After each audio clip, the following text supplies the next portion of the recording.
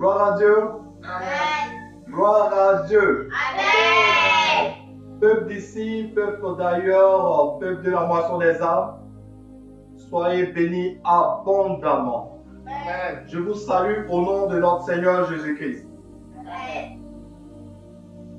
Ce matin, nous allons prêcher sur un thème qui est connu de tous parce que nous le pratiquons chaque jour.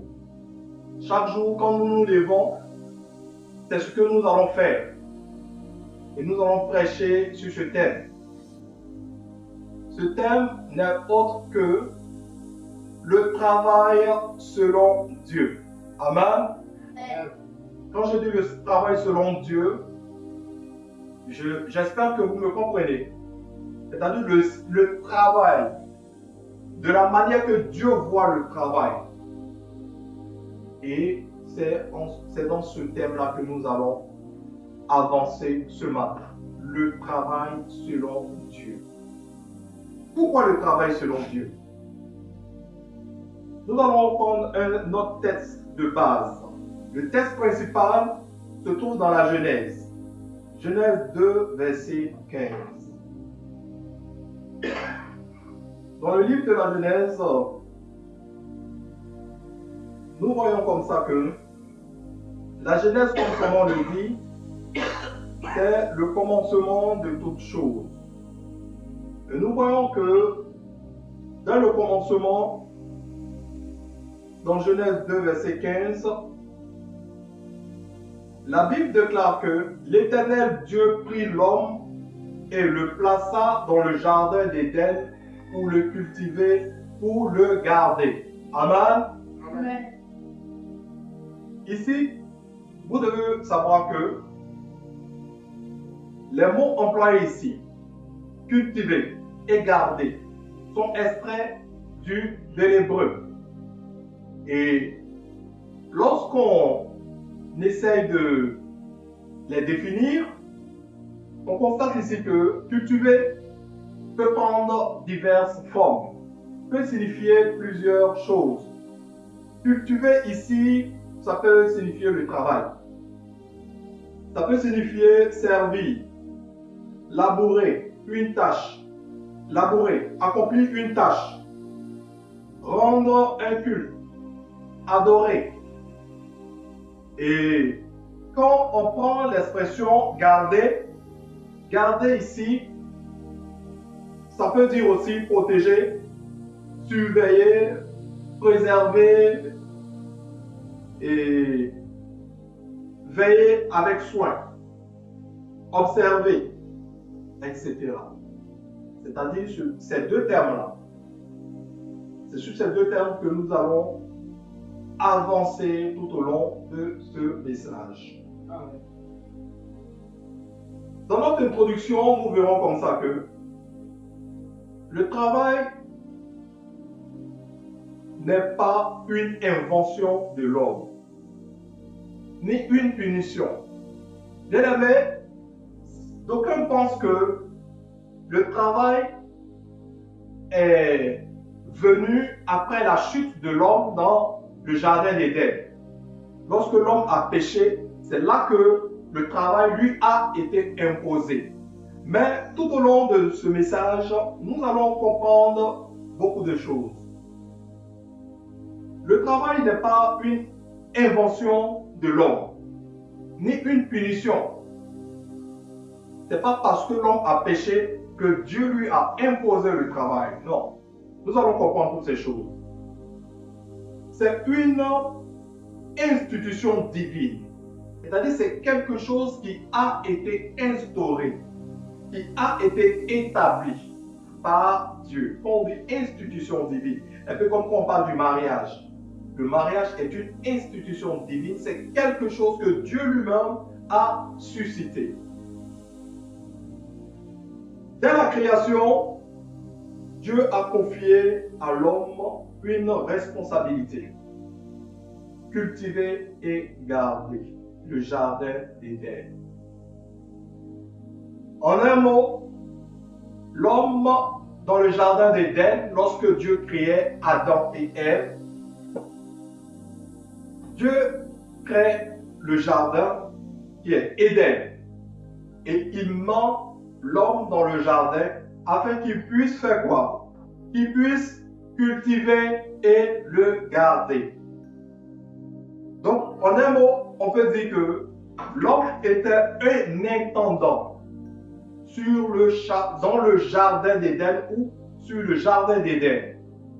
L'homme était celui-là qui veillait sur ce jardin. L'homme était un peu comme le directeur.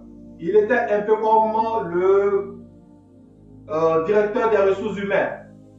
Il était un peu comme, je peux dire, celui-là qui était habilité à gérer ce jardin. Amen. Amen. Ainsi, le travail est un acte de la collaboration. Je vais répondre tranquillement, posément. Ainsi, le travail est un acte de collaboration de l'homme avec Dieu dans l'accomplissement de son œuvre sur terre. Amen. Amen. Donc, le travail n'est pas une punition. Dans un premier temps, nous devons savoir cela. Le travail n'est pas une punition, mais c'est une institution divine, inspirée par Dieu. C'est quelque chose qui a été inspiré par Dieu. Maintenant, on va rentrer un peu dans les définitions bibliques du travail. Le travail, c'est l'activité confiée par Dieu à l'homme, afin qu'il développe les ressources de la création. Amen. Amen. Pourvoir à ses besoins, servir son prochain et glorifier son Créateur. Amen. Amen. Cette dernière partie-là me plaît bien. Glorifier son Créateur. Dans le grand 1, nous verrons ici que Dieu est le premier travailleur. Ça vous étonne? Dieu est le premier travailleur. Avant de demander à l'homme de travailler, Dieu lui-même a travaillé. Quand on prend le livre de la Genèse, on voit que la Genèse commence par une activité divine. La Genèse, on nous parle de la création de ce monde. Comment Dieu a créé ce monde, les différentes étapes de la création de ce monde dans lequel nous vivons. Le premier jour, le deuxième jour, le troisième jour, jusqu'au septième jour, il acheva son œuvre. Je disais tout à l'heure que le travail est l'activité confiée par Dieu à l'homme afin qu'il développe les ressources de la création,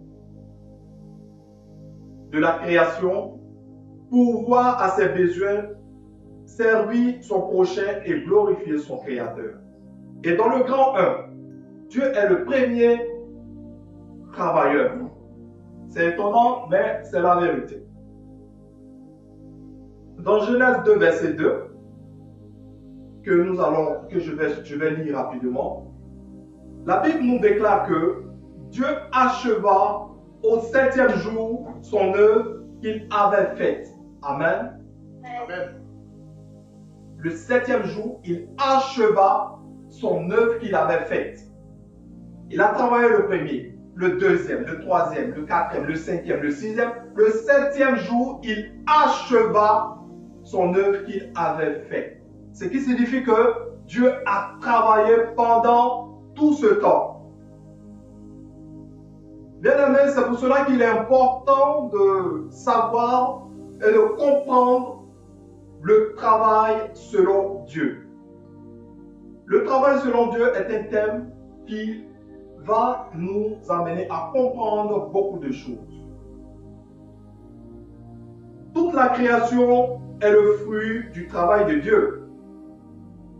Il crée, il organise, il sépare, il nomme, il bénit, il évalue son œuvre.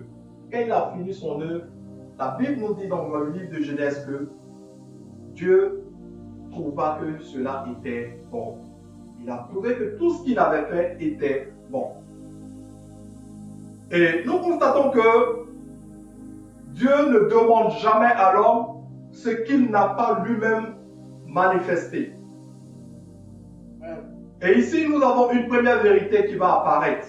Nous aurons quelques vérités comme ça au nombre de peut-être 4 à 5 vérités qui vont apparaître tout au long de ce message. La première vérité, le travail reflète le caractère de Dieu. Pourquoi le travail reflète le caractère de Dieu? Parce que Dieu est lui-même un travailleur. Il travaille depuis la Genèse, depuis le commencement. Amen. Car la Genèse signifie commencement, pour ceux qui ne savent pas. La Genèse peut s'utiliser dans plusieurs mots, dans plusieurs phrases. Nous allons commencer la Genèse, c'est-à-dire le commencement. Donc, Dieu travaille depuis le commencement. Donc, la première vérité, le travail reflète le caractère de Dieu. Dans le grand 2, on verra comme ça que le travail existait avant le péché. Et c'est ce qu'on va comprendre, on va chercher à comprendre. Dans la Genèse 2, verset 15, nous montre que Adam travaillait dans le jardin. Il vivait encore dans un monde parfait. Genèse 2, verset 15 nous dit que Adam vivait et travaillait dans le jardin. Ce qui signifie que le travail est antérieur ou avant le péché, avant l'avènement du péché. Le travail existait. Donc, nous ne devons pas comprendre, nous ne devons pas penser que c'est parce que l'homme a péché dans le jardin d'Éden que le travail lui a été imposé. Non. Depuis le commencement, Dieu lui-même, il travaille. Et nous avons vu que le travail reflète le caractère de Dieu. Dans le grand 2, comme je le disais, le travail existait avant le péché. Et on le voit dans Genèse 2, verset 15. Et même après la chute, dans Genèse 3, verset 17 à 19, ce n'est pas le travail qui est maudit, non. Ce n'est pas le travail qui est maudit, mais la terre, plutôt la terre. Le travail devient pénible. Mais il demeure une vocation donnée par Dieu. Amen. C'est-à-dire, lorsque l'homme a péché, ce n'est pas le travail qui a été maudit, mais plutôt la terre. C'est-à-dire, l'homme devait travailler durement pour pouvoir avoir son pain. L'homme devait travailler durement afin de pouvoir survivre à ses besoins. Amen. Donc là, les choses sont claires. Donc, nous devons distinguer deux choses. Le travail qui est une bénédiction, parce que le travail c'est une bénédiction. Et la souffrance dans le travail qui est une conséquence du péché. Amen. Amen. Les choses sont claires? Amen. Ok. Dans le grand 3, nous allons voir pourquoi Dieu a-t-il donné le travail. Si on posait la question ici, peut-être on allait avoir plusieurs réponses. Certains allaient dire peut-être c'est pour manger, se nourrir, s'habiller, bon, pour avoir de l'argent. Bon, on allait dire beaucoup de choses. Mais nous allons essayer d'énumérer ces choses-là. Dans le petit 1, pourquoi Dieu a-t-il donné le travail? Pour développer des talents. Bien-aimés chrétiens de la moisson des âmes, chrétiens du monde entier, sachez que vous avez tous des talents. Amen. Amen. Et Dieu a institué le travail afin que vous puissiez manifester ces différents talents-là qu'il a mis en vous. C'est à travers le travail que tu vas manifester, je peux dire, le don que Dieu a mis en toi. C'est en travaillant que tu vas te révéler aux yeux du monde. C'est pour cela que Dieu a institué le travail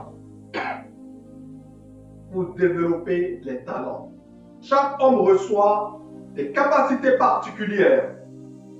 On peut le voir dans la parabole des talents, dans le livre de Matthieu 25, 14 à 30. Jésus nous montre que Dieu attend de chacun qu'il fasse fructifier ce qu'il a reçu. Amen. Amen. Chrétiens de la Moisson des âmes, chrétiens du monde entier, sachez que vous avez reçu des talents, vous avez des dons, si je peux m'exprimer ainsi. Parce que quand on parle de talents, on parle de dons. Vous avez reçu des dons, mais c'est en travaillant que ces dons-là vont se manifester. C'est en travaillant que Dieu va vous bénir au travers de ces dons-là. Amen. Amen. Pourquoi Dieu a-t-il donné le travail? Pourquoi il a institué le travail? En deuxième partie, nous allons voir pour pouvoir aux besoins, n'est-ce pas? C'est pour ça que quand tu travailles, tu reçois de l'argent et tu peux subvenir à tes besoins. Le travail permet de répondre à nos besoins et à ceux de notre famille. Amen. Amen. Effectivement, on travaille pour subvenir à nos besoins. Et nous le voyons dans le petit 2. Et la Bible même va encore plus loin. Dans le livre de 2 Thessaloniciens 3, verset 10, la Bible nous dit et la Bible nous déclare que si quelqu'un ne veut pas travailler, qu'il ne mange pas non plus. Amen. Amen. Dieu est un travailleur et il veut que nous soyons à son image. Dieu est un travailleur depuis la Genèse, par la création du monde et de tout ce qui renferme, de tout ce qui renferme. Et par conséquent, il aimerait qu'on ait ce caractère de lui, qu'on soit des travailleurs, car il a donné à chacun de nous des talents. Comment manifesteras-tu ton talent? Chrétien de la Moisson des âmes, chrétien du monde entier, si tu ne travailles pas, comment manifesteras-tu ce que Dieu a déposé en toi si tu ne travailles pas? Le travail est une institution divine. Amen. 7. Il nous permet de pouvoir à nos besoins dans le petit 2 ici. Mais il est aussi, il fait partie de la nature initiale de Dieu. Dieu est un travailleur, c'est un bosseur. Il travaille depuis le commencement de la Bible. Et nous l'avons vu. Il va même plus loin. Si quelqu'un ne veut pas travailler, qu'il ne mange pas non plus. Eh oui. Dieu dit dans sa parole, si tu ne veux pas travailler, alors il ne faut pas manger. Ben, quelque chose que tu n'as pas sémé, tu vas manger ça comment? Amen. Amen. Et nous avons une troisième vérité ici qui sort du message. Le travail est un moyen ordinaire par lequel Dieu prend soin de ses enfants. Amen. Amen. Dans le petit 3, pourquoi Dieu a-t-il suscité ou initié le travail? Pour servir les autres, effectivement. Notre travail ne profite pas seulement à nous-mêmes. Lorsqu'on travaille et qu'on est cultivateur, par exemple, on nourrit les familles. Lorsqu'on travaille et qu'on est médecin, on soigne des gens, des malades. Lorsqu'on travaille et qu'on est enseignant, on transmet le savoir. Lorsqu'on travaille et qu'on est un artisan, on peut construire des maisons. On peut faire cette chaire sur laquelle je suis en train de prêcher. on peut faire des portails, on peut construire des routes, on peut faire beaucoup de choses. Et lorsqu'on travaille pour les commerçants, on rend un service. On rend un service. Avant, dans les temps anciens, c'était des trocs que nos parents faisaient. C'est-à-dire, toi, tu as du maïs, moi j'ai besoin d'igname, on fait des échanges. Donc, c'est des services qu'on se rend. Et ici, nous avons une quatrième vérité qui va apparaître. Ainsi, chaque profession honnête peut devenir un ministère lorsqu'elle est accomplie avec amour et intégrité. Amen. Amen. Bien-aimés chrétiens de la moisson des âmes, nous devons être des travailleurs qui accomplissent leurs tâches en toute intégrité, honnêteté, afin que ce soit un ministère lorsqu'on accomplit. C'est-à-dire, au travail de ton travail, il faut que ton travail glorifie ton Créateur. Au travers de ton travail, il faut que on sache que tu es un enfant de Dieu. Tu es une personne honnête. Tu es une personne intègre. Tu es une personne qui a la crainte de Dieu. Tu ne travailles pas lorsque ton patron a le regard fixé sur toi. Mais tu travailles même lorsque il ne te voit pas. Amen. Amen. Nous avons dans le grand 4 les principes du travail selon Dieu. Parce que si on parle du travail selon Dieu, donc il y a des principes aussi du travail selon Dieu. Dans le petit 1, nous devons travailler avec excellence. Amen. Amen. Et dans Colossiens 3, verset 23, la Bible nous dit, tout ce que vous faites, faites-le de bon cœur comme pour le Seigneur. Amen. Amen. Bien-aimés chrétiens de la moisson des âmes, chrétiens du monde entier, sachez avant toute chose que le travail, même si tu travailles pour une tierce personne, tu travailles pour un employeur, pour une entreprise, sache avant tout que tu travailles pour le Seigneur. Amen. Amen. Tu travailles pour le Seigneur parce que ta présence dans cette entreprise doit glorifier le Seigneur. Il faille qu'on sache que c'est un enfant de Dieu. Lorsque des gens viendront et tenteront de te corrompre, lorsque les gens vont te confier une tâche, est-ce que tu seras toujours intègre? Ou bien comme les gens ne te voient pas, tu vas accepter de te faire corrompre. Tu dois savoir avant tout que lorsque tu travailles pour Dieu. Même si les gens ne te voient pas, Dieu, lui, il te voit. Donc, tu dois travailler selon certains principes. Les principes qui sont établis par Dieu. Et on l'a vu dans Colossiens 3, verset 23. Travailler avec excellence. Tout ce que nous faisons doit être de bon cœur et comme pour le Seigneur. Amen. Amen. Le chrétien travaille d'abord pour Dieu, même lorsqu'il est au service d'un employeur. Amen. Amen. Et le deuxième principe du travail, travailler avec honnêteté. Amen. Amen. Dieu condamne la fraude, le mensonge, la paresse, la corruption, les balances fausses. Amen. Amen. Bien-aimés chrétiens de la moisson des âmes, chrétiens du monde entier, je veux attirer ton attention sur ces différentes choses que je viens de citer.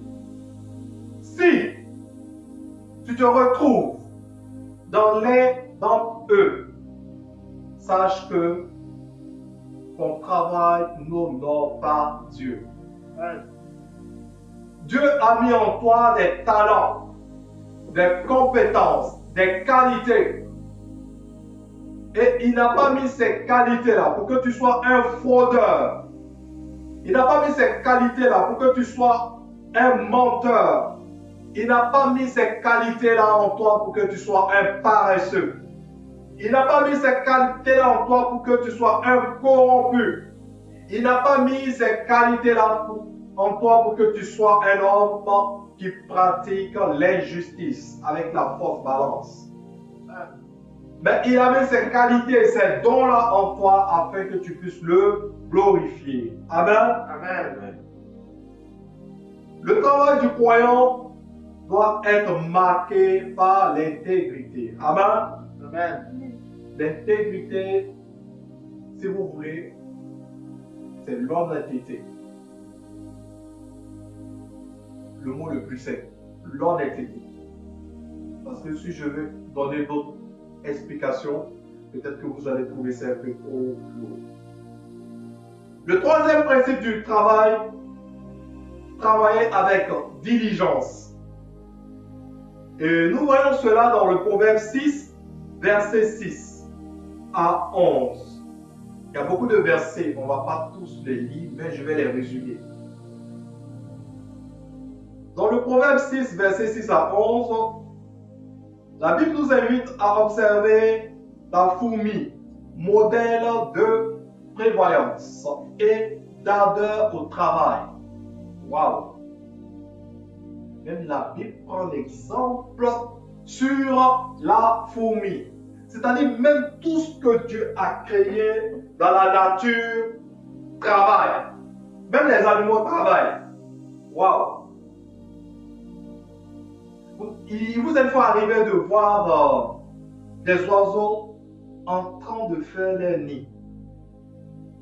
Vous avez déjà aperçu des oiseaux en train de faire leur nid.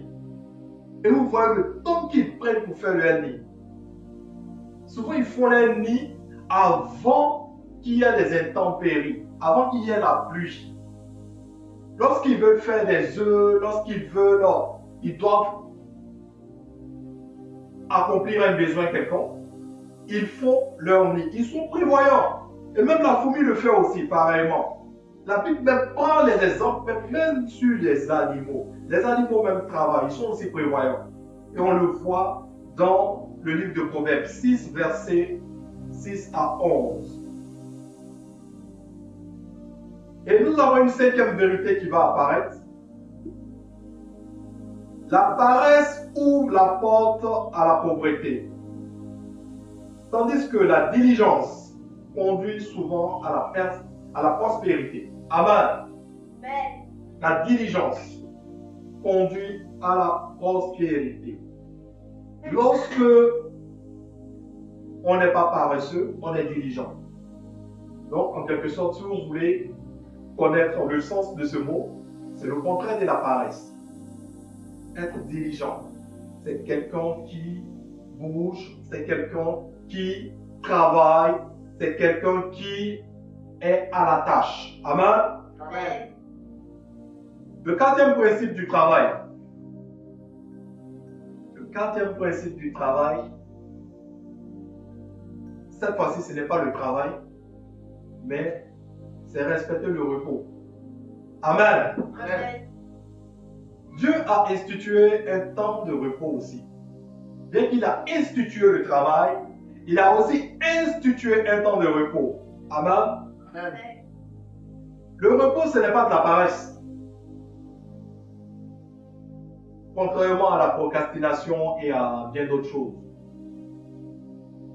Il permet de reconnaître que notre vie dépend de Dieu et non uniquement de nos efforts. Amen. Amen. La Bible ne nous dit-elle pas, venez à moi, vous tous qui êtes fatigués et chargés, et je vous donnerai du repos. Amen. Amen. Dieu a aussi institué le repos. Il n'a pas institué seulement le travail. Il a aussi institué le repos.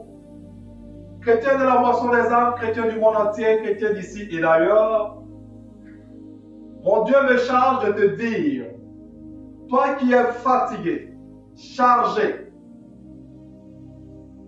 il te demande de venir, il te donnera du repos. Amen. Il n'a pas seulement institué le travail, il a aussi institué le repos. Tu es fatigué depuis des années, tu cherches un emploi. Depuis des années, tu cherches, je peux dire, le fruit des entrailles. Depuis des années, tu souffres d'une maladie quelconque. La médecine dit qu'elle est incurable. Mon Dieu me charge de te dire, ce matin, venez à moi, vous tous qui êtes fatigués et chargés, et je vous donnerai du repos. Il a aussi institué le repos. Amen. Amen. Dans le grand 5, nous voyons ici les dangers liés au travail. Même une bonne chose peut devenir une idole. Et on le voit aujourd'hui dans notre société qui, de ces temps de la fin, où les gens sont devenus amis de l'argent. Les gens sont devenus cupides. Les gens ne pensent qu'à l'argent. Aujourd'hui, il y a un phénomène qu'on observe dans le pays qui est l'agression. Il y a des jeunes gens qui ont trouvé pour travail de s'acheter des motos et d'agresser d'honnêtes citoyens qui sont en bordure de route. Ils font des vols à l'arraché ou bien je ne sais pas comment on l'appelle. Bien-aimé, si tu écoutes ma voix, sache que tout travail n'honore pas Dieu. Voler n'est pas un travail qui honore Dieu. Se prostituer n'est pas un travail qui honore Dieu. Mentir n'est pas un travail qui honore Dieu. Tuer n'est pas un travail qui honore Dieu. Mais sache que je ne suis pas venu ce matin pour te condamner. Mais le Christ déclare, venez à moi vous tous qui êtes fatigués et chargés et je vous donnerai du repos. Nous ne sommes pas là pour vous condamner, mais pour vous emmener à Christ.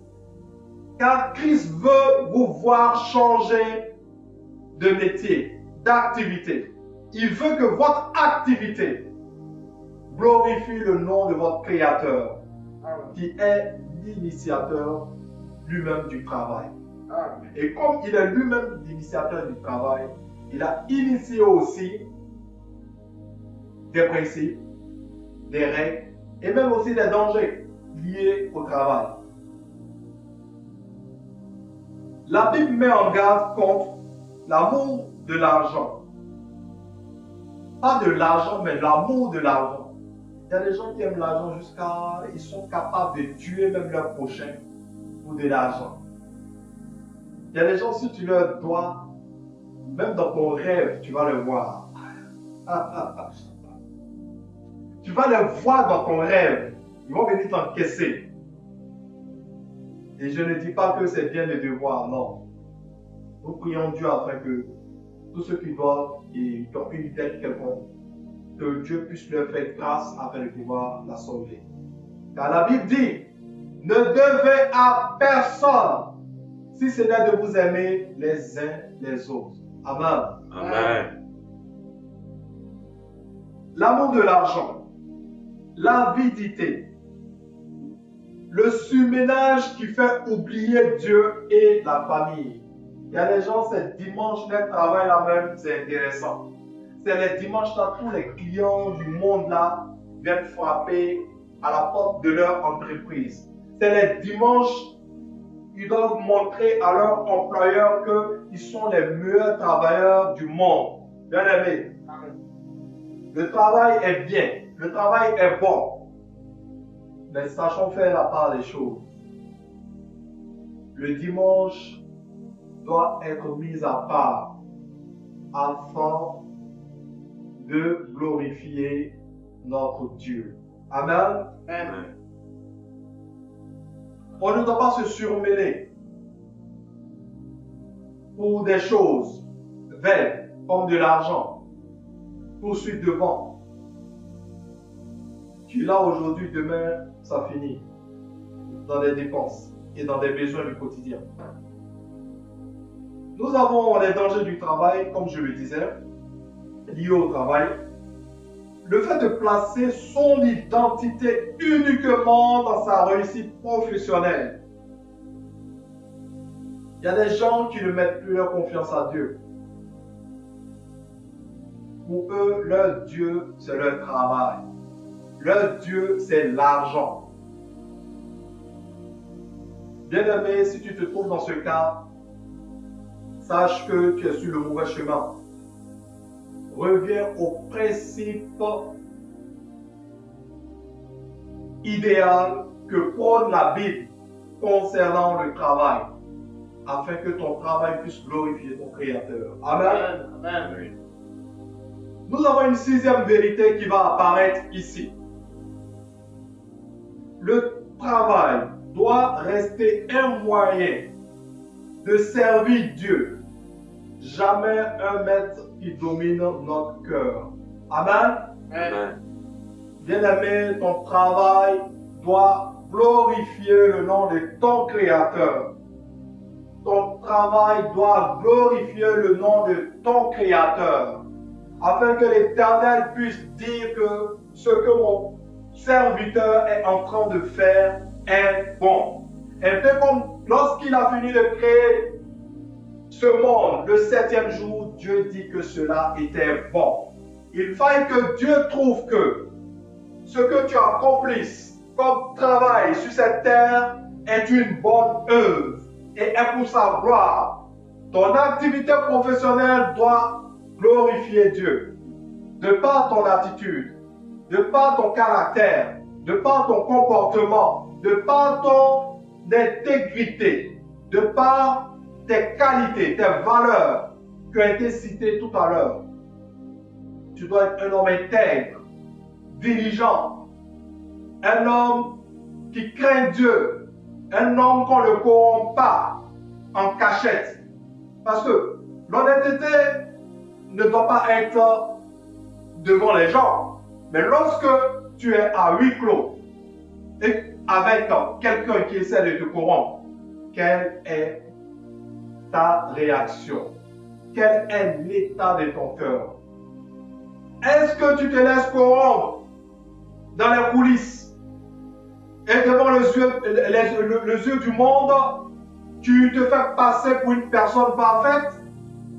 Je ne suis pas venu condamner qui que ce soit. Je suis venu éveiller les consciences afin que le travail selon Dieu soit une chose parfaite. Tel Dieu désire que nous le fassions. Amen. Amen.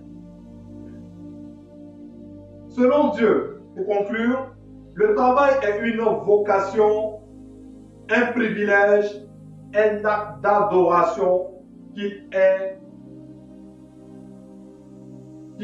accompli avec foi. Amen. Amen.